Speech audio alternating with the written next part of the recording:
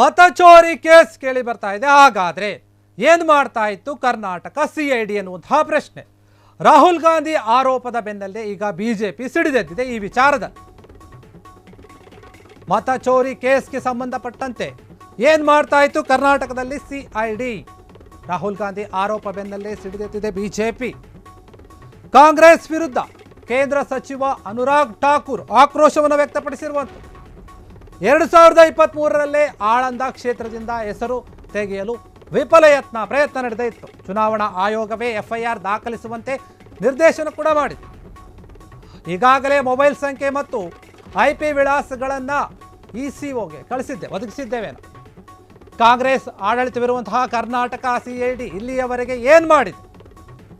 ಆಳಂದ ವಿಧಾನಸಭಾ ಕ್ಷೇತ್ರದಲ್ಲಿ ಕಾಂಗ್ರೆಸ್ ಅಭ್ಯರ್ಥಿಯೇ ಗೆದ್ದಿದ್ದಾರೆ. ಹಾಗಾದರೆ ಮತ ಕದಿಯುವ ಒಂದು ಮೂಲಕ ಕರ್ನಾಟಕದಲ್ಲಿ ಗೆದ್ದಿದೆಯಾ ಕಾಂಗ್ರೆಸ್ ಎನ್ನುವಂತಹ ಪ್ರಶ್ನೆ ಕೇಳ್ತಾ ಇದ್ದಾರೆ. ಪ್ರಜಾಪ್ರಭುತ್ವವನ್ನು ಉಳಿಸಲು ಇಲ್ಲಿಗೆ ಬಂದಿಲ್ಲ ಅಂತಾರೆ ರಾಹುಲ್ ಗಾಂಧಿ. ಹಾಗಾದ್ರೆ ಅವ್ರು ಏನು ಹೇಳಕ್ಕೆ ಬರ್ತಾ ಇದ್ದಾರೆ? ಮತ ಚೋರಿಯ ಬಗ್ಗೆ ಮಾತನಾಡ್ತಾ ಇರೋದು. ಮತ ಚೋರಿ ಬಗ್ಗೆ ಮಾತನಾಡ್ತಾ ಇದ್ರೆ ನೀವು ಕರ್ನಾಟಕದಲ್ಲಿ ಸಿಐಡಿ ಏನು ಮಾಡ್ತಾ ಇದೆ?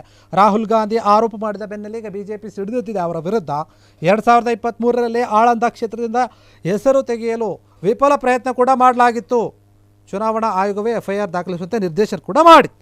ಹೀಗಂತ ಪ್ರಶ್ನೆ ಕೇಳ್ತಾ ಇರುವಂಥದ್ದು ಕೇಂದ್ರ ಸಚಿವ ಅನುರಾಗ್ ಠಾಕೂರ್ ಅವರು ಆಕ್ರೋಶವನ್ನು ವ್ಯಕ್ತಪಡಿಸ್ತಾ ಇದ್ದಾರೆ.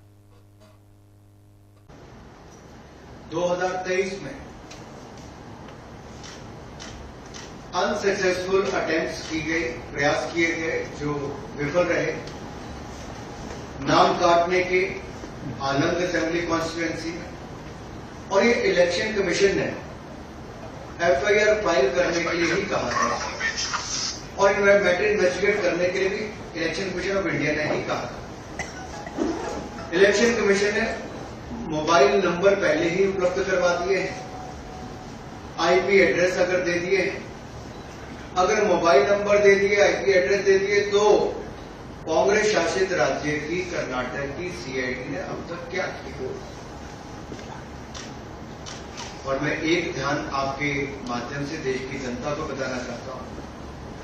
रिकॉर्ड्स के अनुसार आलंद विधानसभा क्षेत्र ये कांग्रेस के ही कैंडिडेट ने जीती थी 2023 में 10,348 मतों से. तो क्या श्रीमान राहुल गांधी जी कांग्रेस ने वोट चोरी करके सीट जीती थी? एक बात आज जो राहुल जी ने बातों में मान ली और अपने जवाब में कहा, वो कहते कहते हाइड्रोजन बम एक तरह से फोड़ के अपने ऊपर. वो कहते मैं लोकतंत्र बचाने नहीं आ रहा हूं जी. लोकतंत्र को बर्बाद करने की तैयारी है क्या? गलत निराधार आरोप बार बार संवैधानिक संस्थाओं पर लगाना, गलत निराधार आरोप बार बार इलेक्शन कमीशन ऑफ इंडिया पर लगाना, कभी ईवीएम पर प्रश्न चिन्ह खड़े करने, कभी वीवीपैट पर करना, कभी चुनावों के नतीजों पर करना, और कभी टूल किट के सहारे भारत के लोकतंत्र पर, संवैधानिक संस्थाओं पर प्रश्न चिन्ह खड़ा करना. क्या ये आदत सी बन गई है? क्या चाहती है कांग्रेस पार्टी?